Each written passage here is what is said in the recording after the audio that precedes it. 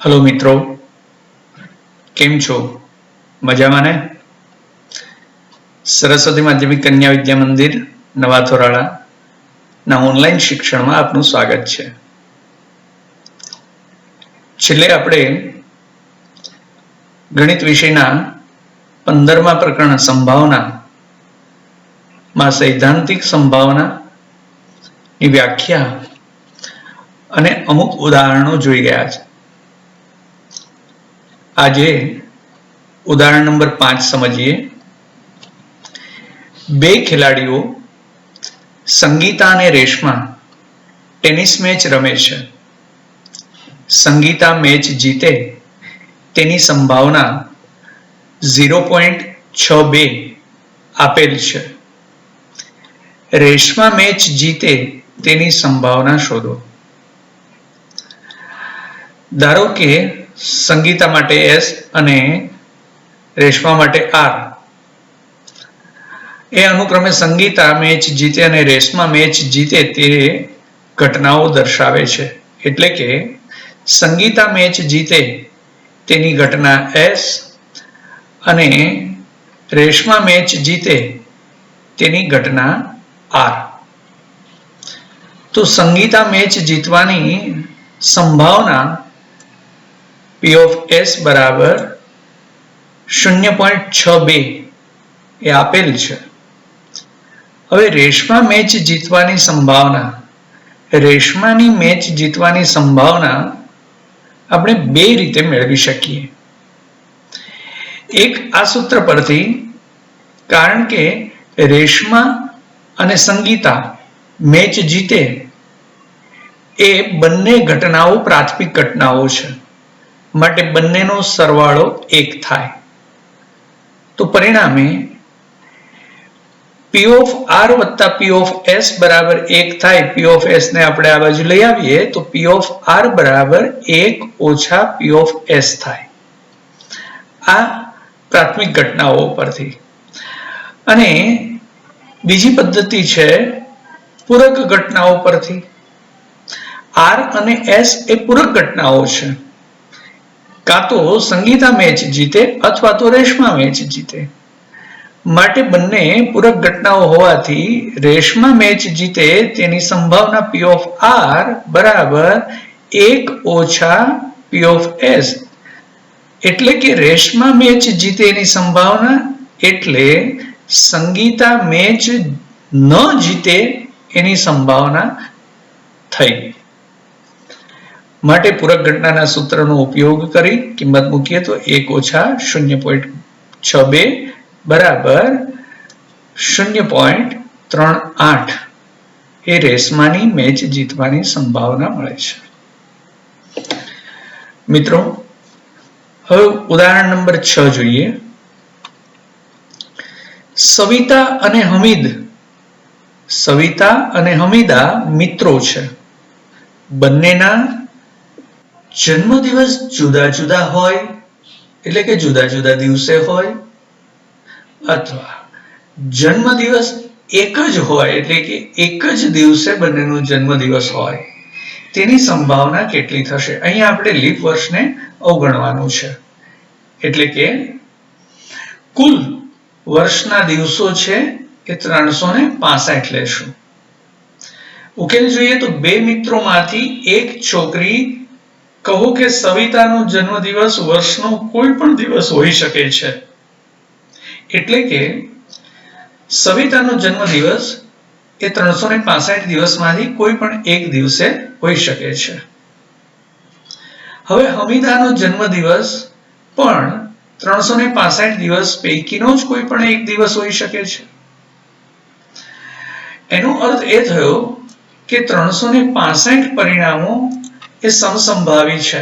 એટલે કે કુલ શક્ય પરિણામો 365 મળે છે। હવે આપણને પહેલું કીધું છે જન્મદિવસ જુદા જુદા દિવસે હોય, એટલે જો હમીદાનો જન્મદિવસ સવિતાના જન્મદિવસ કરતા જુદા દિવસે હોય તો તેના જન્મદિવસ માટે સાનુકૂળ પરિણામોની સંખ્યા કેટલી મળે? હવે સવિતાનો જન્મદિવસ કોઈ એક દિવસે હોય તો એના સાનુકૂળ પરિણામ 1 મળે. હવે હમીદાનો જન્મદિવસ સવિતાના જન્મદિવસે નથી, તો એનો અર્થ એ થયો કે હમીદાનો જન્મદિવસ છે 365 દિવસમાંથી સવિતાના જન્મદિવસનો દિવસ બાદ કરો તો બાકી રહે 364 દિવસ. એ પૈકીનો કોઈ પણ દિવસ હોઈ શકે છે. એટલે કે હમીદાનો જન્મદિવસ માટેના સાનુકૂળ પરિણામો એ 365 ઓછા 1 એટલે કે 364 મળે છે. તેથી હમીદાના જન્મદિવસ ની સંભાવના બરાબર 364 છેદમાં કુલ શક્ય પરિણામો 365. બીજી વસ્તુ કઈ છે? જન્મદિવસ એક જ દિવસે હોય. બંનેના જન્મદિવસ એક જ દિવસે હોય તો 365 માંથી સાનુકૂળ પરિણામો ના દિવસો 1 થયા. હવે અહીંયા આ દાખલો બે રીતે આપણે ગણી શકશું. બંનેના જન્મદિવસની સંભાવના બરાબર સાનુકૂળ પરિણામ 1 છેદમાં કુલ શક્ય પરિણામો 365 એટલે 1/365 મળે. પરંતુ આપણે અહીંયા ઉદાહરણની અંદર સમજૂતી જે આપી છે એ કયા પ્રકારની છે? તો કે સવિતા અને હમીદાનો જન્મદિવસ એક જ દિવસે હોય તેની સંભાવના બરાબર 1 ઓછા બંનેના જન્મદિવસ જુદા જુદા દિવસે હોય એની સંભાવના એમાંથી બાદ કરીએ. એનો અર્થ એ થયો કે આ બંને એકબીજાની પૂરક ઘટનાઓ થઈ. તો પૂરક ઘટનાના સૂત્રનો ઉપયોગ કરીએ તો 1 ઓછા બંનેના જન્મદિવસ જુદા હોય એની સંભાવના એટલે કે 364 છેદમાં 365 એટલે આપણને પરિણામ મળે 1 ઓછા 364/365 બરાબર 365 × 365 માંથી 364 બાદ થયા એટલે 1 મળ્યું છેદમાં 365. ચલો મિત્રો ઉદાહરણ નંબર 7 જોઈએ. એક શાળાના ધોરણ 10 માં 40 વિદ્યાર્થીઓ છે. તેમાંથી 25 છોકરીઓ અને 15 છોકરાઓ છે. વર્ગ શિક્ષકે એક વિદ્યાર્થીને વર્ગ પ્રતિનિધિ તરીકે પસંદ કરવાનો છે. તે દરેક વિદ્યાર્થીના નામ ભિન્ન ભિન્ન ચિઠ્ઠી પર લખે છે. ચિઠ્ઠી એક સમાન છે. પછી તે ચિઠ્ઠીઓને થેલામાં મૂકે છે અને તેમને સંપૂર્ણ રીતે મિશ્ર કરે છે. પછી તે થેલામાંથી એક ચિઠ્ઠી કાઢે છે. માટે હવે મળતા પરિણામો સમસંભાવી છે. તો ચિઠ્ઠી પર લખેલ નામ છોકરીનું હોય. બીજો પેટા પ્રશ્ન છોકરાનું હોય તેની સંભાવના કેટલી? મિત્રો અહીંયા ઉકેલ સમજીએ તો કુલ શક્ય પરિણામો 40 છે, કારણ કે ધોરણ 10 માં કુલ 40 વિદ્યાર્થીઓ છે અને એક નામની ચિઠ્ઠી પસંદ કરવાની છે. તો જો છોકરીનું નામ લખેલ ચિઠ્ઠી પસંદ કરી હોય તેના માટેના સાનુકૂળ પરિણામોની સંખ્યા 25 થશે, કારણ કે છોકરીઓ 25 છે. માટે છોકરીના નામવાળી ચિઠ્ઠી નીકળે તે ઘટનાની સંભાવના બરાબર 25 છેદમાં 40 સાનુકૂળ પરિણામ છેદમાં કુલ શક્ય પરિણામ. સાદુરૂપ આપીએ તો 5 × 5 25, 5 × 8 40, 5 5 કેન્સલ એટલે 5/8 25/40 નું સંક્ષિપ્ત રૂપ 5/8 મળે છે. એટલે કે છોકરીના નામવાળી ચિઠ્ઠી નીકળે તેની સંભાવના 5/8 છે. હવે છોકરાનું નામ લખેલ ચિઠ્ઠી પસંદ કરી હોય તેના માટેના સાનુકૂળ પરિણામોની સંખ્યા 15 છે. તો છોકરાના નામવાળી ચિઠ્ઠી ની સંભાવના બરાબર 15/40. અતિ સંક્ષિપ્ત રૂપમાં ફેરવીએ તો 3/8. અહીંયા આપણે નોંધીએ કે છોકરાની સંભાવના આપણે અન્ય રીતે પણ શોધી શકીએ છીએ. કઈ રીતે શોધી શકીએ છીએ? તો પૂરક ઘટનાની રીતે આપણે શોધી શકીએ છીએ કે છોકરાને સંભાવના બરાબર 1 માઇનસ છોકરો નથી તેની સંભાવના અથવા તો છોકરીની ચિઠ્ઠીની સંભાવના. આ રીતે પણ આપણે મેળવી શકીએ છીએ. તો એમાં કિંમત મૂકીએ તો 1 ઓછા 5/8 બરાબર 3/8 મળે છે. ચાલો મિત્રો ઉદાહરણ નંબર 8 સમજવાનો પ્રયત્ન કરીએ. એક ડબ્બામાં 3 ભૂરી, 2 સફેદ અને 4 લાલ લખોટીઓ છે. જો ડબ્બામાંથી યાદચ્છિક રીતે એક લખોટી પસંદ કરવામાં આવે તો તે સફેદ, ભૂરી કે લાલ હોય તેની સંભાવના કેટલી? મિત્રો અહીંયા યાદ રાખો, એક લખોટી પસંદ કરવાની છે અને તે સફેદ, ભૂરી કે લાલ હોય તો એનો અર્થ એ થયો કે સફેદ, ભૂરી અને લાલ લખોટી નીકળે એ બધી ઘટનાઓ પ્રાથમિક ઘટનાઓ થશે. ઉકેલ સમજીએ. એમ કહેવું કે યાદચ્છિક રીતે એક લખોટી પસંદ કરવી એ એવું કહેવાનો ટૂંકો રસ્તો છે કે બધી જ લખોટીઓ સમસંભાવીપણે પસંદ થઈ શકે છે. તેથી શક્ય પરિણામોની સંખ્યા આપણને કેટલી મળશે? 3 ભૂરી વત્તા 2 સફેદ વત્તા 4 લાલ, તો કુલ શક્ય પરિણામો 9 મળશે. હવે લખોટી સફેદ પસંદ થાય તે માટેની ઘટના W છે. માટે સફેદ લખોટી મળે તેના સાનુકૂળ પરિણામોની સંખ્યા 2 થશે, કારણ કે સફેદ લખોટી 2 છે. માટે સફેદ લખોટીની સંભાવના બરાબર 2 કુલ શક્ય પરિણામો 9. આ જ પ્રમાણે ભૂરી લખોટી મળે તેની સંભાવના બરાબર 3/9, કારણ કે ભૂરી લખોટી 3 છે. માટે 3/9 એમનું અતિ સંક્ષિપ્ત રૂપ કરીએ તો 1/3 મળે છે. 3 તેરી 9. આ જ રીતે લાલ લખોટી પસંદ કરવામાં આવે તો લાલ લખોટીની સંભાવના બરાબર 4/9 મળે છે, કારણ કે લાલ લખોટીની સંખ્યા 4 છે. મિત્રો એક લખોટી યાદચ્છિક રીતે પસંદ કરવાની હતી એટલે આ દરેક ઘટના પ્રાથમિક ઘટના છે. તો એ બધી ઘટનાઓની સંભાવનાઓનો સરવાળો 1 થશે.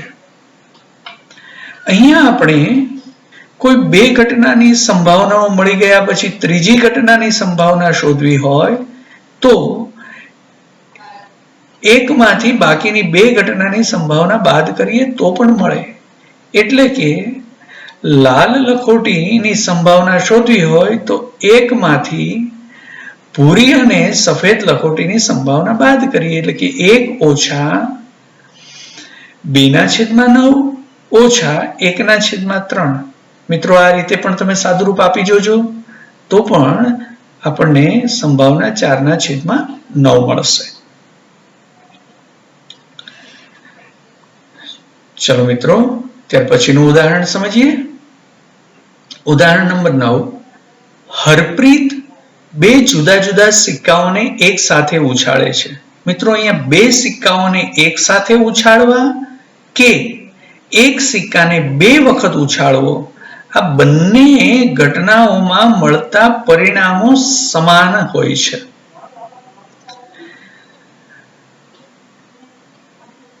હરપ્રીત 2 જુદા જુદા સિક્કાઓને એક સાથે ઉછાળે છે. તે ઓછામાં ઓછી એક છાપ મેળવે તેની સંભાવના કેટલી? અહીંયા ઓછામાં ઓછી એક છાપ નો અર્થ આપણે સ્પષ્ટ કરી લઈએ.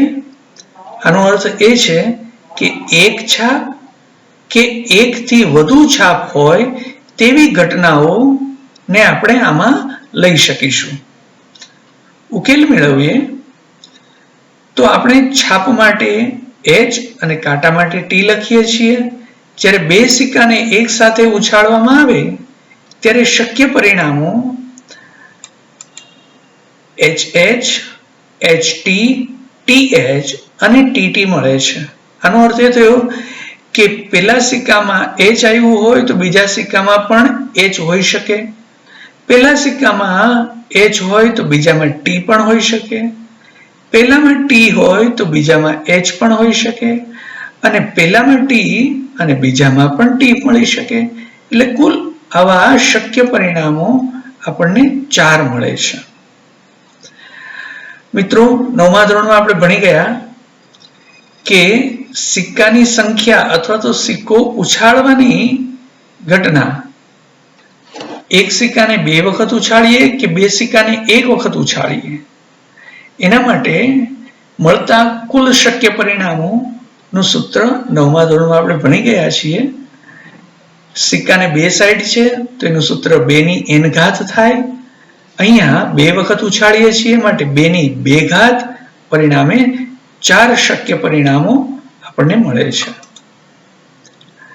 આ બધા સમસંભાવી પરિણામો છે. હવે આપણને કીધું છે ઓછામાં ઓછી એક છાપ. તો અહીંયા જોઈએ મિત્રો, એક છાપ વાળી ઘટનાઓ લેશું, એકથી વધુ છાપ વાળી લેશું, એકથી ઓછી છાપ વાળી નહીં લઈએ. માટે અહીં HH, HT અને TH એમ 3 પરિણામો સાનુકૂળ પરિણામો મળે છે. એટલે કે ઓછામાં ઓછી એક છાપ મળે તેવી ઘટનાને ઈ કહીએ તો ઈ માટેના સાનુકૂળ પરિણામોની સંખ્યા 3 છે. પેલી HH માં 1 થી વધુ, બીજા પરિણામમાં 1 અને ત્રીજા પરિણામમાં પણ 1 છાપ છે. તો ઓછામાં ઓછી એક છાપ મળે તે ઘટનાની સંભાવના P of E બરાબર સાનુકૂળ પરિણામો 3 છેદમાં શક્ય પરિણામો 4 એટલે કે 3/4 સંભાવના મળે છે. એટલે કે હરપ્રીત ઓછામાં ઓછી એક છાપ મેળવે તેની સંભાવના 3/4 મળે છે. તમે અહીંયા P of E નીચે પ્રમાણે પણ મેળવી શકો છો. P of E બરાબર 1 ઓછા P of E બાર પૂરક ઘટનાના સૂત્ર મુજબ 1 ઓછા 1/4 બરાબર 3/4 આમ પણ મેળવી શકાય છે. એટલે કે P of E બાર છે એ બતાવે છે કે જેમાં એક પણ છાપ ન હોય. એક પણ છાપ ન હોય એવું આપણી પાસે એક પરિણામ છે TT. માટે એની સંભાવના થશે 1/4. એને 1 માંથી બાદ કરો તો P of E ની સંભાવના મળે છે 3/4. બંને રીતે મેળવી શકાય છે.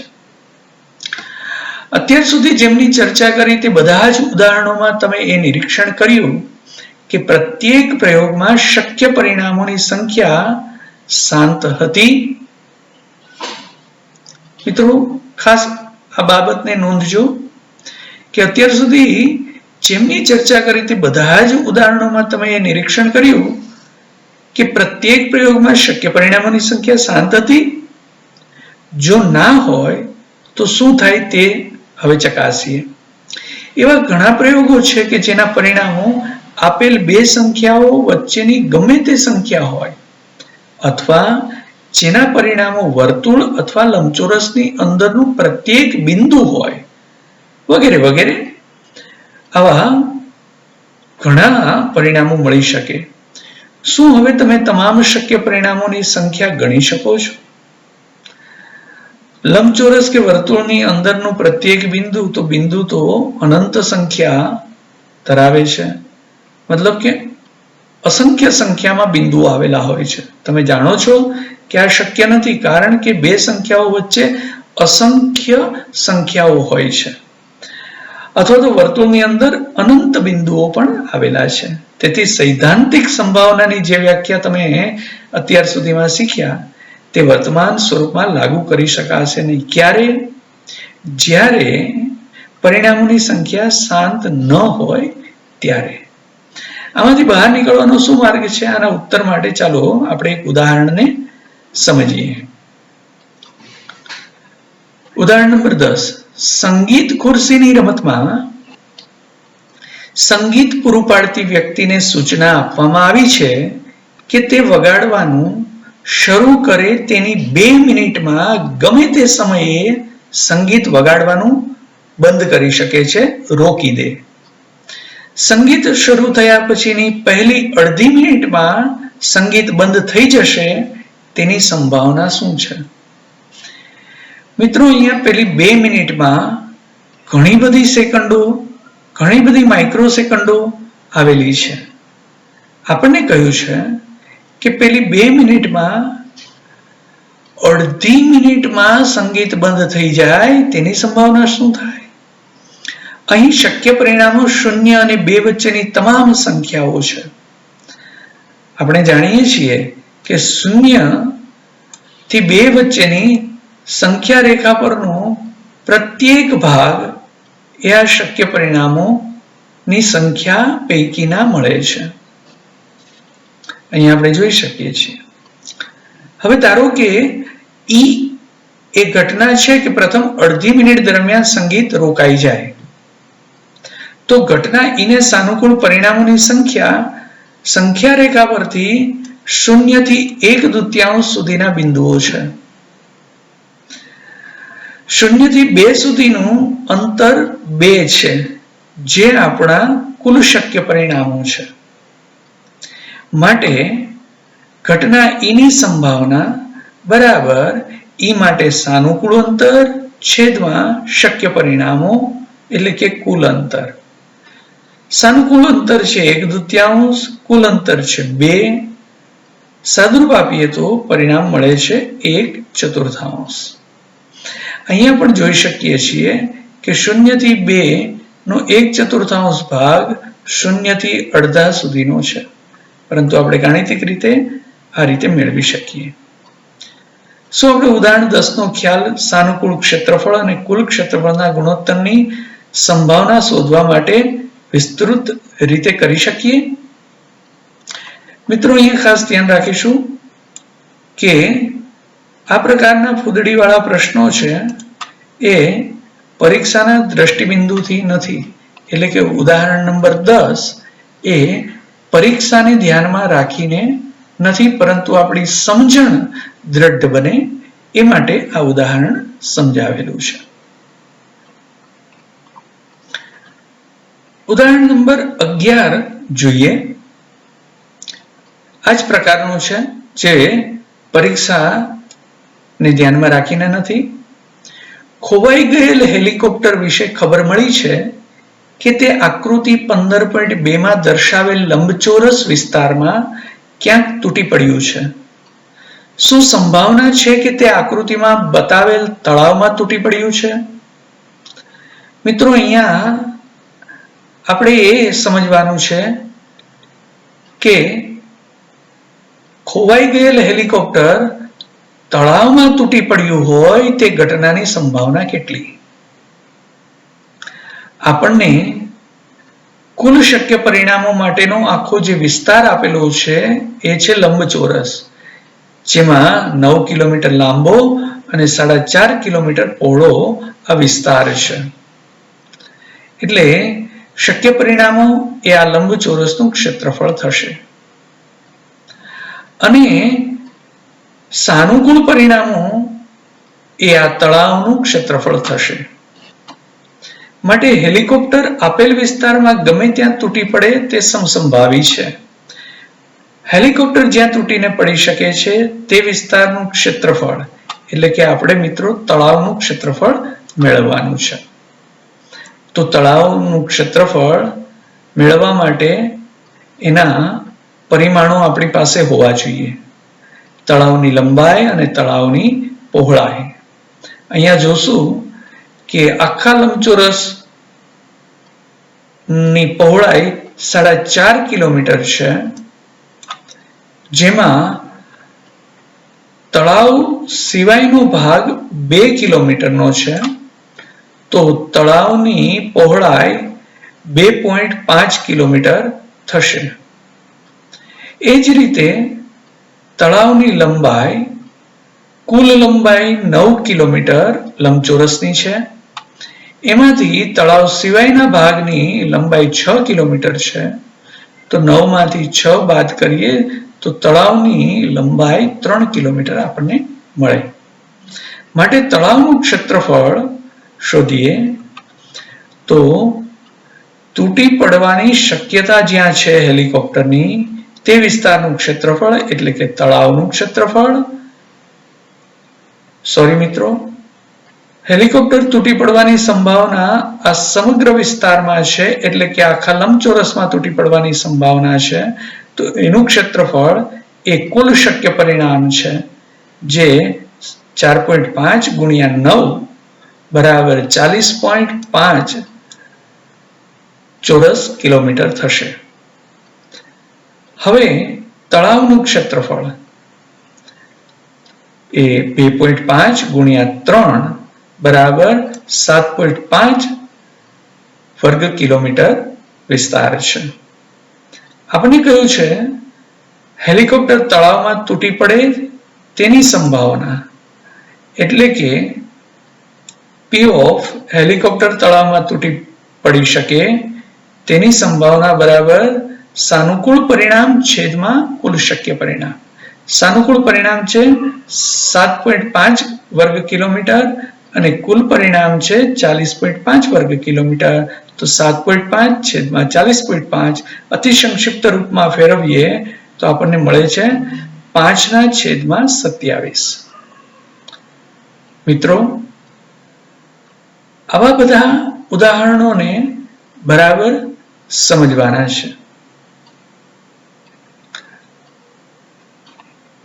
આજે આપણે અહીંયા સુધી ઉદાહરણ નંબર 11 સુધીનો અભ્યાસ લઈએ છીએ.